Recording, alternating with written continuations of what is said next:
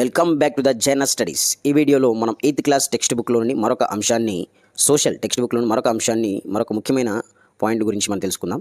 ఇక్కడ వివిధ విషయ నిర్దేశిత పటాలు అంటాము. అంటే ఏమిటి, దాని గురించి తెలుసుకుందాం.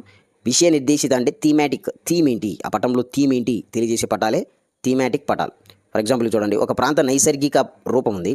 అంటే ఏంటంటే ఒక ప్రాంత నైసర్గిక రూపం అంటే కొండలు ఉందా లేదా, ఆ కొండలు ఎలా ఉన్నాయి, సమతలంగా ఉన్నాయా, బలపరుపుగా ఉందా, వాలుందా లేదా, తర్వాత ఆ ప్రజల ఆర్థిక కార్యకలాపాలు ఏంటి, ఆర్థికంగా ఎలా ఉన్నారు, తర్వాత ప్రజలు మాట్లాడే భాష ఏంటి, తర్వాత అక్కడ అక్షరాస్యత ఏంటి, జనాభా ఏంటి, ఇలాంటి అంశాలను పటాలను చూపిస్తాయి. ఇదే ఆ ప్రాంతం యొక్క నైసర్గిక రూపం.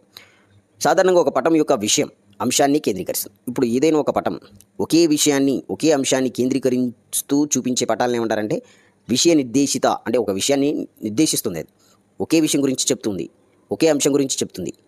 అలాంటి పటాలను ఏమంటారంటే నిర్దేశిత థీమాటిక్ పటాలు అంటాం. ఉదాహరణకు మండలాలు, జిల్లాలు, రాష్ట్రాలు, దేశాలు, రాజధానులు వంటి వాటిని తెలియజేసే రాజకీయ పటాలు ఉంటాయి కదా, వీటిని రాజకీయ పటాలు అంటారు. అంటే దేశం గురించి, ఓన్లీ దేశం గురించే, దాని రాజధానుల గురించే, రాష్ట్రాల గురించే, దాని సరిహద్దుల గురించే, జిల్లాల గురించి, తర్వాత మండలాల గురించి, తర్వాత ప్రాంతాల గురించి, వార్డ్స్ గురించి, రాజకీయ కోణానికి సంబంధించిన విషయాన్ని మాత్రమే చూపించే పటాలను ఏమంటారంటే రాజకీయ పటాలు అంటారు. అంటే ఈ రాజకీయ పటాలు ఒకే అంశం మీద కేంద్రీకరిస్తుంది. ఏంటది, రాజకీయ అంశాలు మాత్రమే చూపిస్తుంది. కాబట్టి దీన్ని థీమాటిక్ పటం అని కూడా అంటారు అనేది మనం చూసాం. ఫర్ ఎగ్జాంపుల్ నదులు, పీఠభూములు వంటివి చూపించే కొన్ని పటాలు ఉంటాయి, దాన్ని భౌతిక పటాలు అంటారు. నదులు, పీఠభూములు చూపించేది భౌతిక పటాలు. తర్వాత ప్రజలు భూమిని ఉపయోగించుకుంటున్న విధానాన్ని తెలియజేసే పటాలు ఏమంటారంటే భూ వినియోగ పటాలు అంటారు. ఇక్కడ రాజకీయ పటాలు అంటే ఏంటో చూసాం. భౌతిక పటాలు అంటే ఓన్లీ భూస్వరూపాలు అంటే పీఠభూములు, మైదానాలు, పర్వతాలు, కొండలు ఇలాంటివి చూపించే పటాలనే భౌతిక పటాలు అంటారు.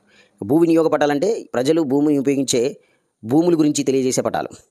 ఇక ఉదాహరణకి ఒక గ్రామంలో వివిధ ప్రాంతాలకు పశువులను మేపడానికి, ఆహార పంటలు సాగు చేయడానికి, పత్తి వంటి వాణిజ్య పంటలు పండించడానికి, తర్వాత నివాసం, పాఠశాలలు, ప్రార్థన స్థలాలు, దుకాణాలకు ఉపయోగిస్తారు. కొన్ని ప్రాంతాలను చెరువులు నిర్మించడానికి కేటాయిస్తారు. ఇలా తాత్కాలికంగా సాగు చేయకుండా బంజారంగా వదిలేస్తూ ఉంటారు. ఒక గ్రామం పటం తయారు చేసేటప్పుడు వీటన్నిటిని విడిగా చూపించడానికి వేరువేరు రంగులు, సంకేతాలు ఉపయోగించాలి. పటంలో